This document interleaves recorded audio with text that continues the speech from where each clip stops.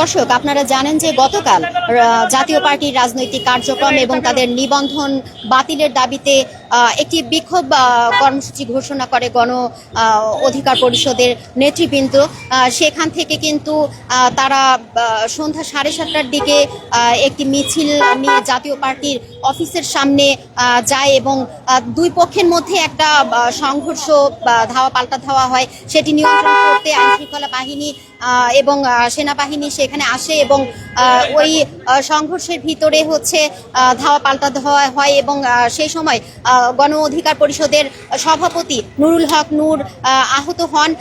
এই মুহূর্তে তিনি আছেন হচ্ছে ঢাকা মেডিকেলের আছে, আমরা জানতে পেরেছি যে তার জ্ঞান ফিরেছে। তার সর্বশেষ এখন এই মুহূর্তে কেমন আছে সেটি জানার জন্য আমরা কথা বলবো ছাত্র অধিকার পরিষদের একজন নেতা ঢাকা বিশ্ববিদ্যালয়ের সানাউল্লাহ ভাইয়ের সাথে। দেখি তার সর্বশেষ অবস্থা কেমন, আমরা তার কাছ থেকে জানি। আপনারা জানেন গতকাল গণ অধিকার পরিষদের একটা প্রোগ্রাম ছিল জাতীয় পার্টির নিষিদ্ধের দাবিতে।